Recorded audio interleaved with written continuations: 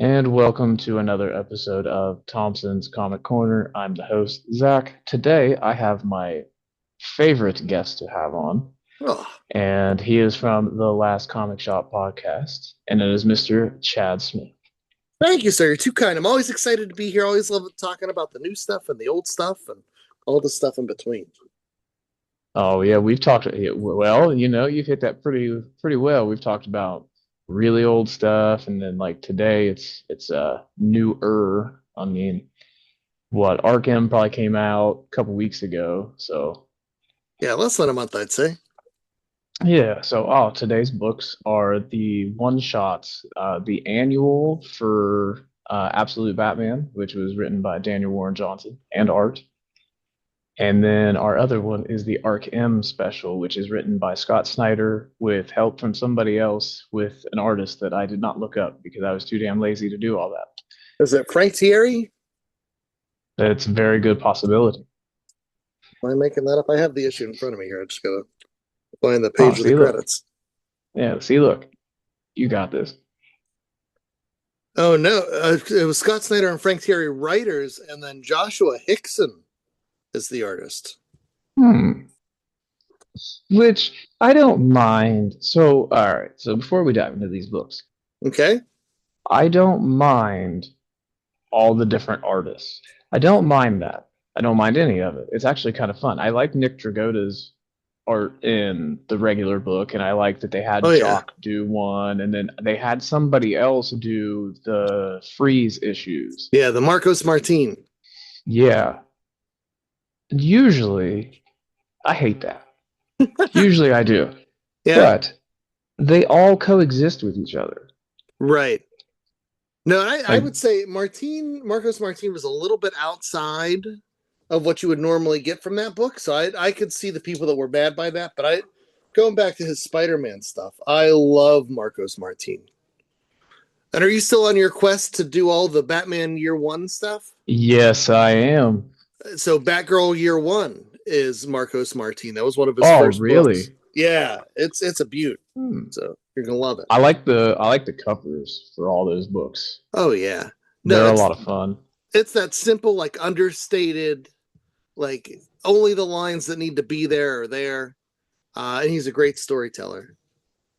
But All the right. the one that got me from Absolute Batman was the Clayman issue. I wasn't crazy about, and I normally like Clayman a lot, but for whatever reason, everything just changed a little bit. I'm like, I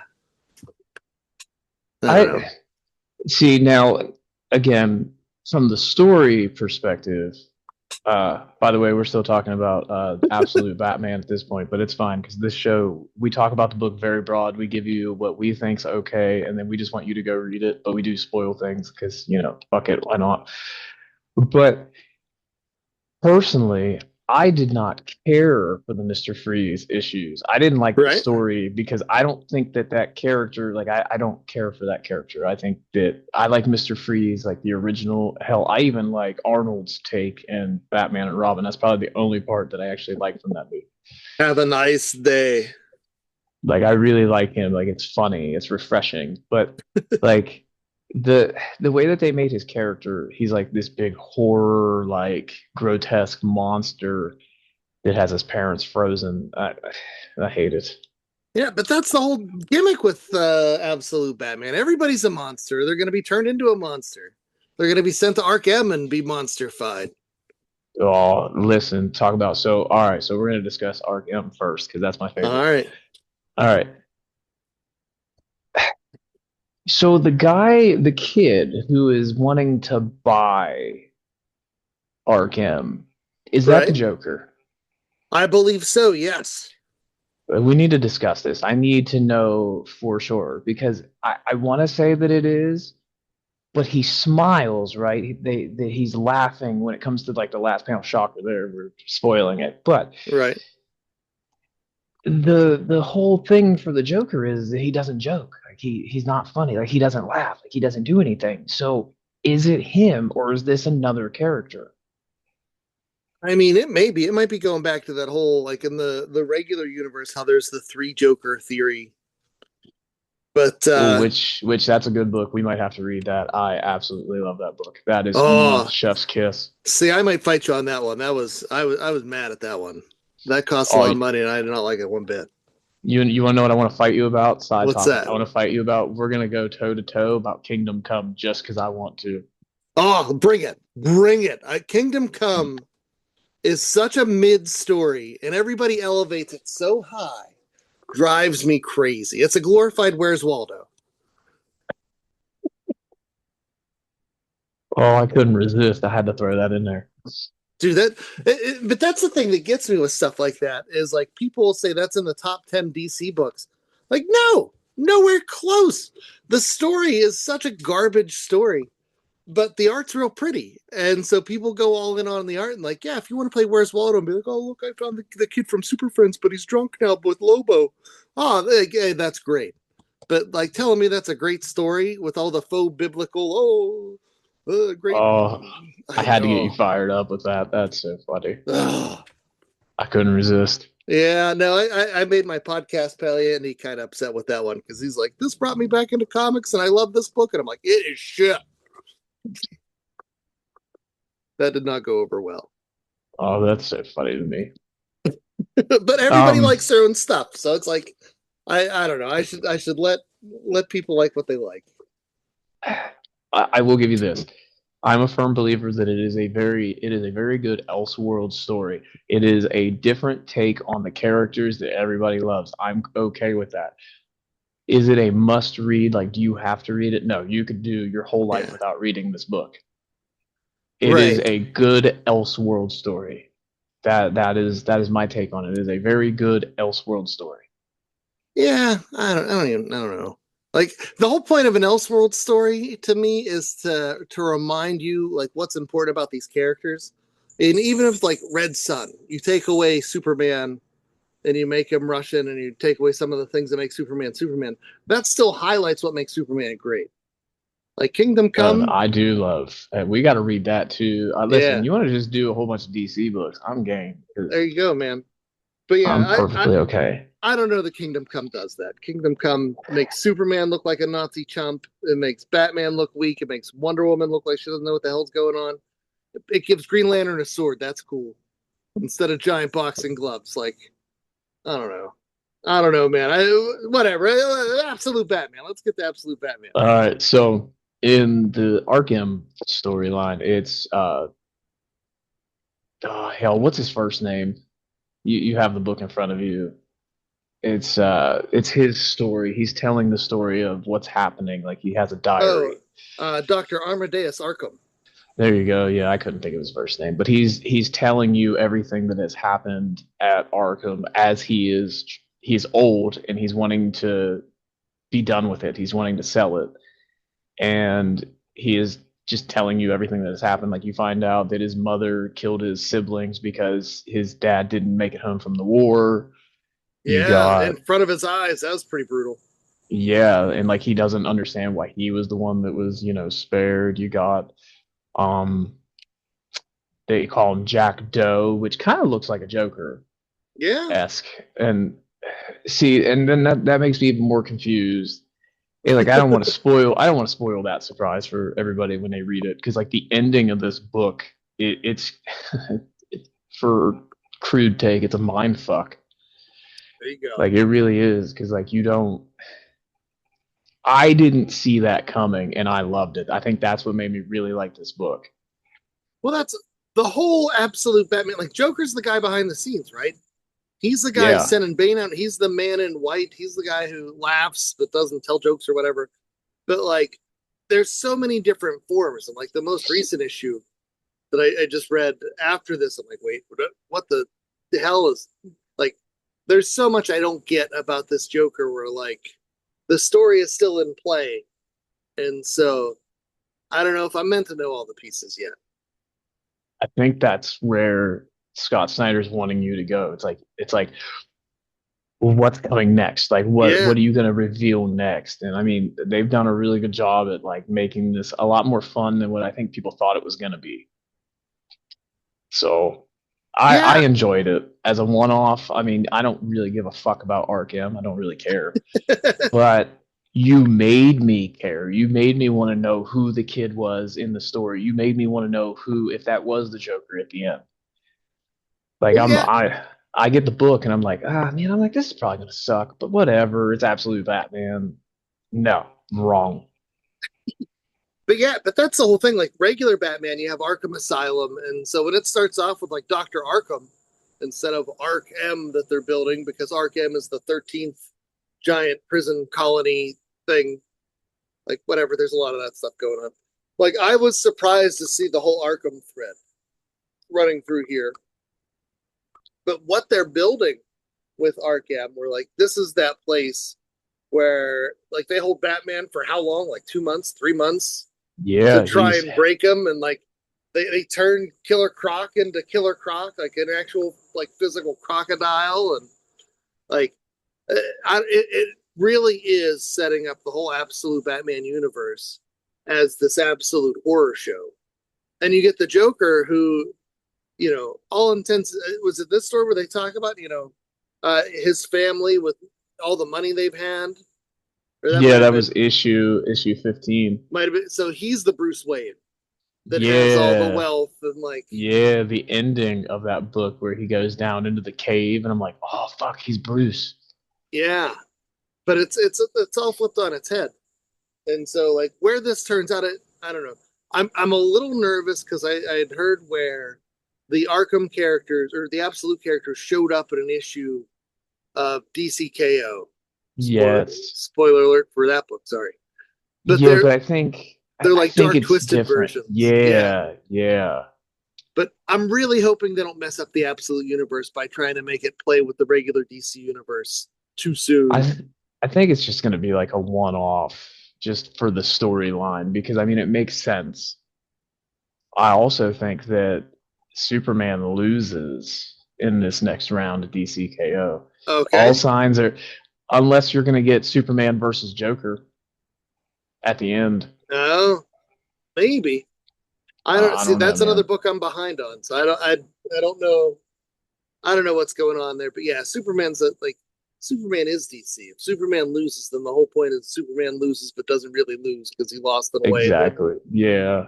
you know. But but Oh, yeah, that's so with this Superman one, for you.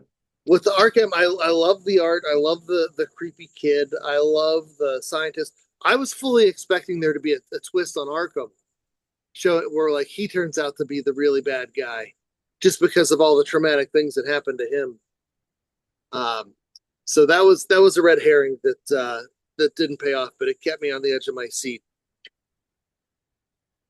Yeah, I thoroughly enjoyed it way more than I thought I was going to. So with that, we'll go into the review for that book, like our star rating, because I mean, we've really said everything that you can say about that book, and I highly recommend it. So for me, everybody knows the reviews. How we do it is it's a uh 5 star review. There you go. It's There you two go. stars for story, 2 stars for art, 1 star for the cover. So for me, it's 5 stars. I don't have to explain it. It's 5 stars. Go read it. It is beautiful. It is a masterpiece. Actually, you know what? We'll just go with all the books. Every single book that has came out so far is a must read for Absolute Batman. Like if you haven't got on that, fucking go buy the trade and then go buy the individual issues like third printing because everybody knows the first printings are absolutely astronomical at this moment. And you Yeah, get that's yourself that crazy. series. When's the last time a comic book blew up like that, like a regular mainstream Marvel or DC book? Uh, hmm, not since I've been alive. Yeah, no, it is bananas.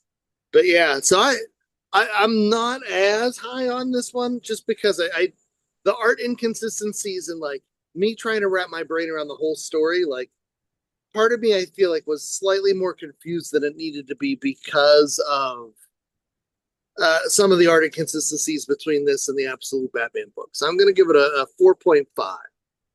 So that half a point coming off the art, but the cover is badass.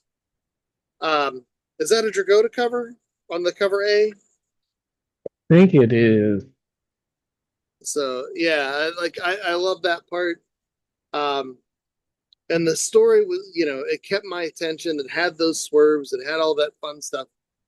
Oh no, it was Joshua Hickson on the cover. So same guy that does the interiors does the Oh, cover. oops. That's all right. But yeah, there wasn't a ton of absolute Batman in this. So if you're expecting like, oh, it's going to be another absolute Batman banger, like he shows up for a couple pages in the end. But the story itself was real good, real fun. So four, 5 ain't nothing to laugh at.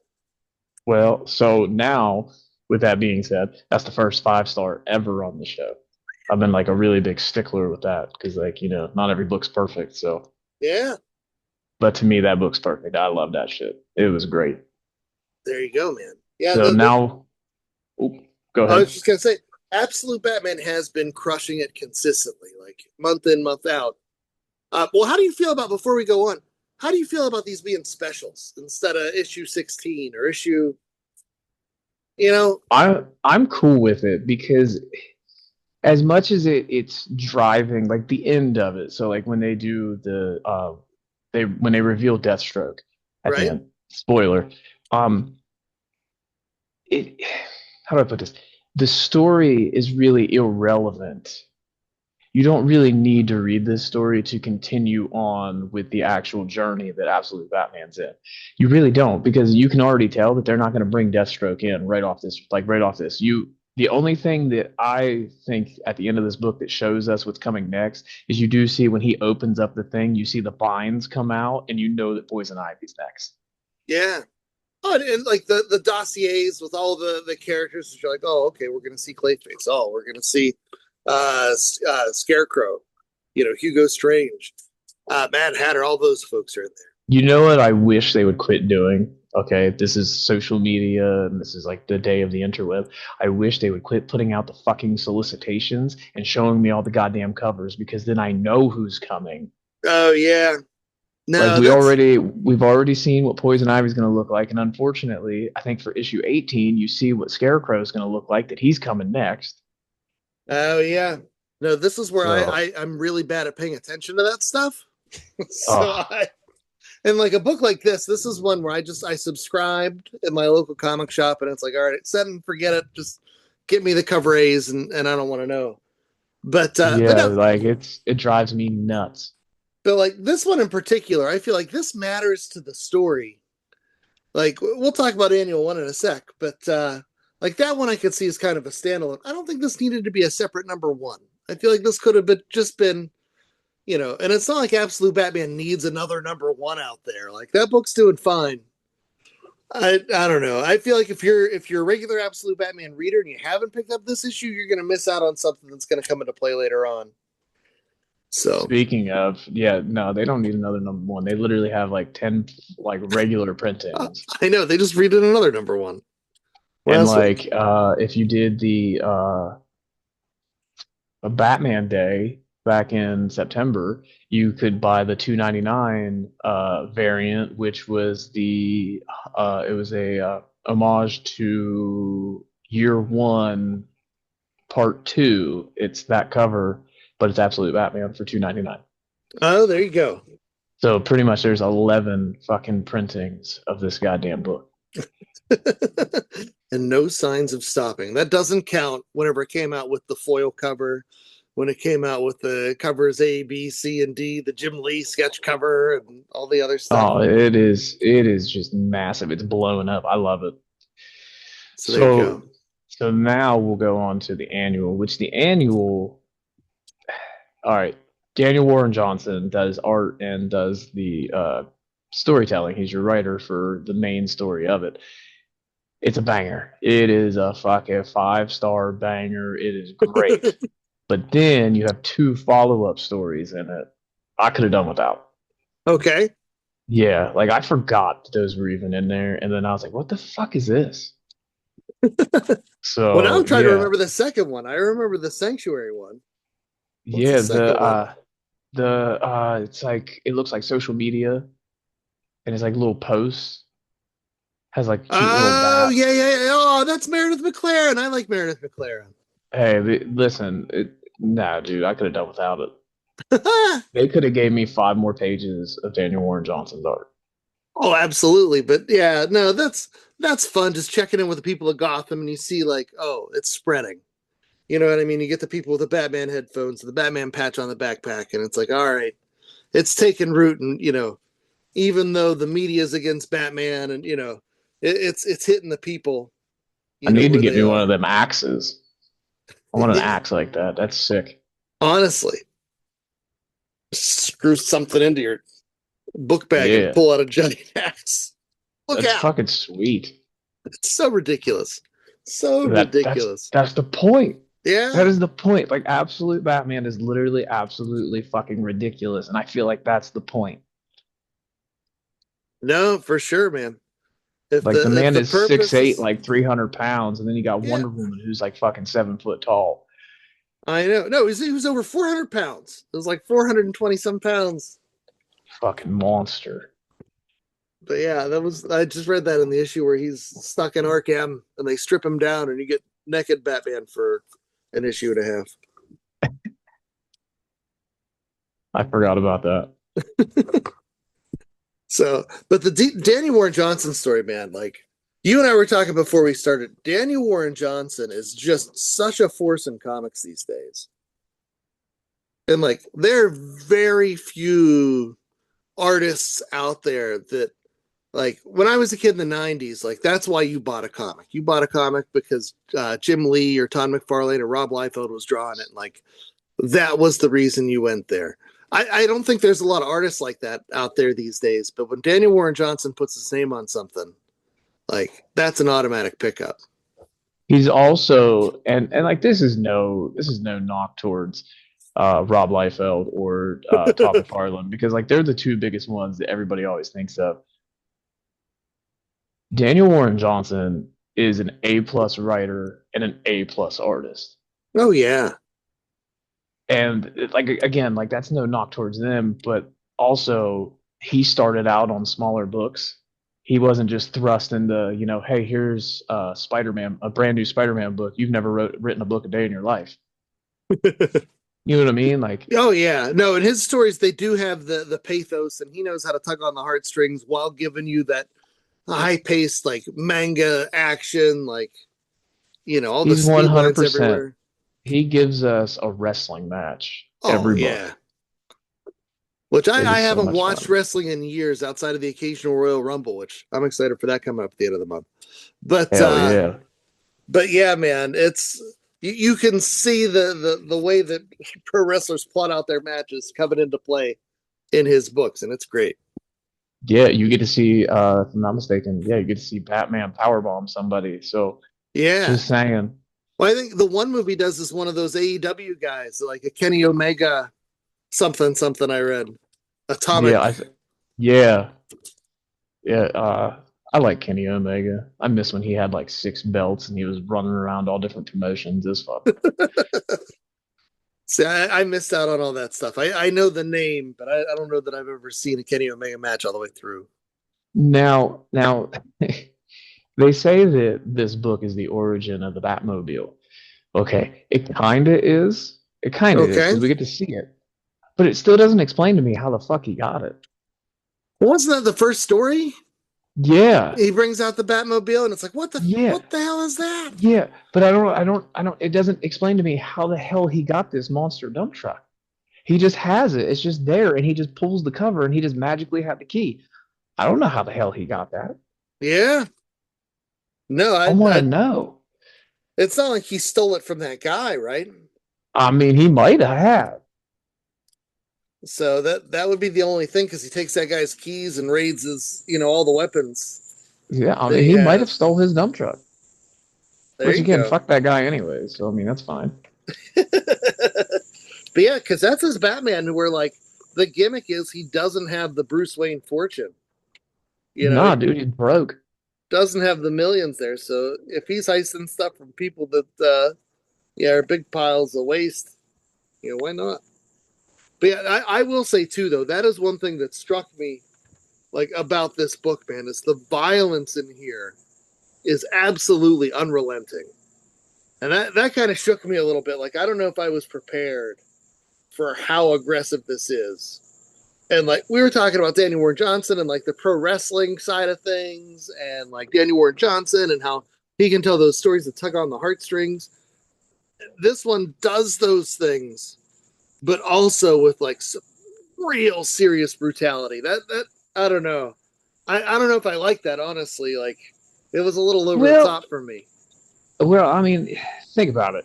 Most of his books are they're pretty violent. Yeah, Yeah, like I think about like Murder Falcon. Murder Falcon's pretty violent.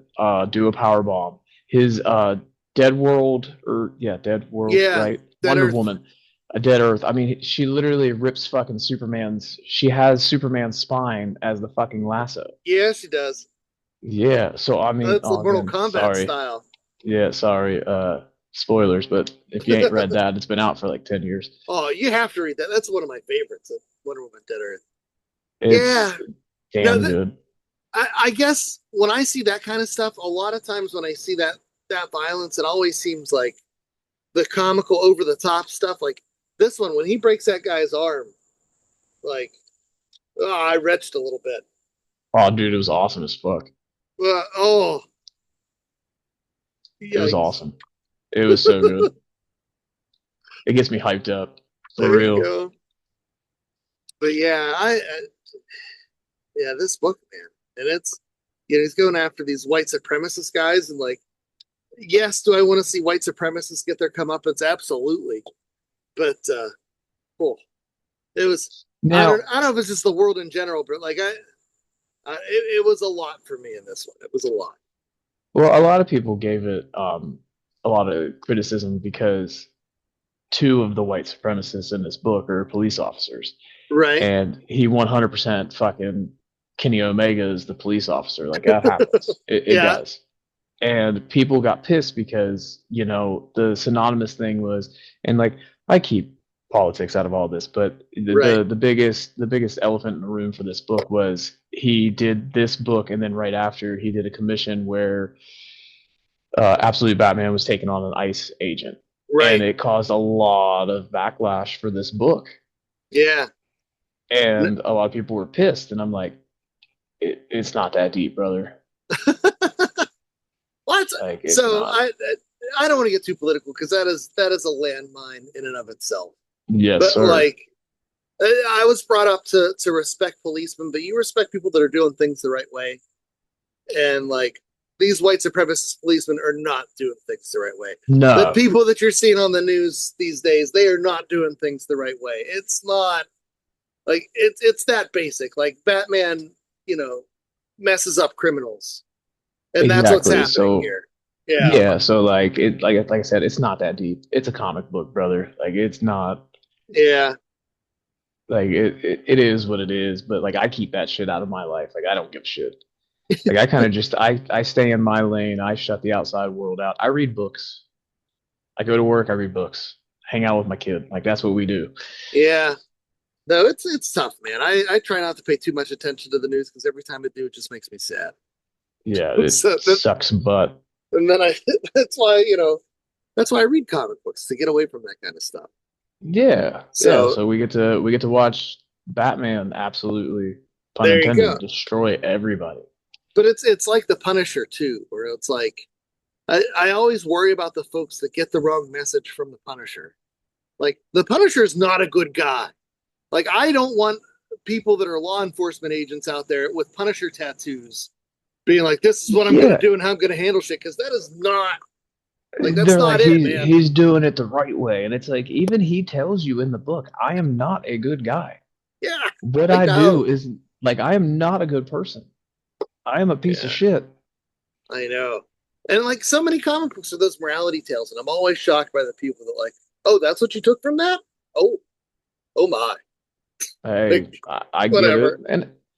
and that's what I'm saying. Like it's a comic book, man. It's a place Yeah. to fucking leave the outside world, go look at shit. Like Absolute Batman literally absolutely wrecking everything. I mean, he has a fucking a flamethrower. He torches Yeah, it shit. does.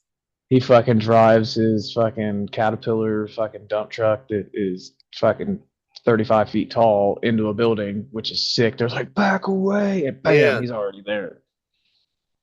And meanwhile, it's all about him and that priest that was his dad's friend. Yeah, Comes back to it at the end. Like as I'm going through, like, oh man, this was too much. You get that panel at the end where Batman's leaning up against this giant monster dump truck destructo vehicle, like crying in the corner. It's like, okay, that was a little much for Batman too. Okay, like And like, that's a little bit of redemption there.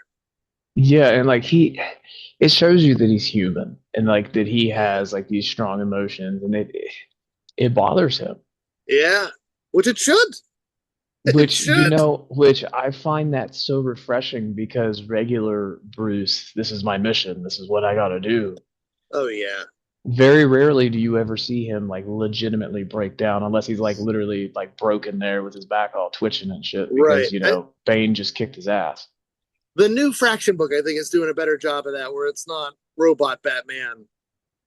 He seems Oh, more human in this book these days. who's the artist? That's Jorge, right? Yes, Jorge Jimenez. Oh my God, dude. Whoever they have doing his colors, like whoever the colorist is on that book, they need to hire that man for every book. Seriously, in the first issue, when Batman's flying over Oh the yeah, city of Gotham and you have that whole two-page spread, holy shit. It is beautiful. there you go. All right, so sorry, we got off topic. That's all right. So the review for this book, we, all right, again, it's 5 stars. I'm giving it 4 stars out of this one. The cover is beautiful. The first story is really good. The other two, not so much for me. And then the art, I give 2. So cover 1, art 2, story 1. So 4 stars. There you go. I'm gonna go 4.5. I was fine with back matter. The James Warren story, it was fine. I was a little confused by the bad guy dad and like what's going on there. But I am going to knock the Daniel Warren Johnson half on the story side of things. 'Cause the art was beautiful and brutal, and the story was just too much for me, man. And so I'm going to go again with the 4.5 on the Absolute Batman. Because as much as I enjoy this book week in and week out, like all the issues they're putting out, like there's still that small part of me that's like, oh, this is like people are going to get the wrong ideas from this. Like the I don't influence know, of the man. absolute books in years to come, I think, is gonna be kind of brutal. Well, But I feel like in the absolute universe, how do I put this? The Wonder Woman is actually taking the Superman approach, right, and like she stands for everything good, and she comes from hell, which is yeah, she's really coming out of funny. hell. Yeah, no, that Yeah, that book is great. I love that book, the Wonder Woman. and then Superman is like Bruce in the Okay, yeah, in like the main continuity. Like he's very dark. He is okay, very troubled, and I don't like it. I don't. I also don't like that his main antagonist right now is Ra's al Ghul. okay. So Yeah, I yeah, fell off of that one. I read the first 2 issues. I want to say, and I'm like, I'll catch up later. And I haven't yet. you're not missing much. So, but So all right, well, with that, thank you for being on the show, brother. oh, thanks for having me, dude. Always have tons of fun. Thanks again. Yeah, so for everybody, because I always give details out. So I will be recording with when this comes out, the next episodes will be for sure. The next two will be me and George from Shortbox Summary are going to be reading Nightwing Year One. Oh, that's great. I can't wait to hear that one. I've not read that story, so I'm real excited. Well, so funny story. So Chuck Dixon wrote damn near everybody's Year One story. Okay. Yeah, he wrote Nightwings. He wrote on Batgirls. He Right. also wrote on Robins. Okay. And then he did, oh shit, he did another one. I can't think of it off the top of my head, but he wrote damn near all of them. And Okay. it, like, I love his take on all these characters. Oh yeah, '90s Chuck Dixon was great. Like, Yes. And he always got really good artists too. there you go. Yeah, I've read the Robin. I've read the Batgirl. I haven't read the Nightwing. Um, and It is yeah, amazing. and Chuck Dixon's another guy where the politics. I don't know if it's for me, but I always try to like I want to keep that stuff out. So, but I'm excited to hear He Nightwing Year One. See how that he goes. brings in one of my favorite like B list characters, Deadman, and Deadman Okay. gets a big part into the Nightwing mythos. I fucking love it. Oh, there you go. That's some Neil Adams stuff right there with all the Dead Man. And then I will be recording another year one. Me and JA from the Last Comic Shop podcast. We're going to be Nice. doing Batman and Robin year one, written by Mark Waid. Oh, and you're not going to say Chris Somney's name? If I could have Chris Somney draw every book, I would. I love that guy. Yeah, I like his style. I'm really bad with the artist, man. Like I will not lie to you. Like it's really bad. No, So Somney is the best. So I'll all make right. sure Well, he gets a thank you shout out. again, and thanks for everybody for listening. And remember to have a good day and peace out, Cub Scouts.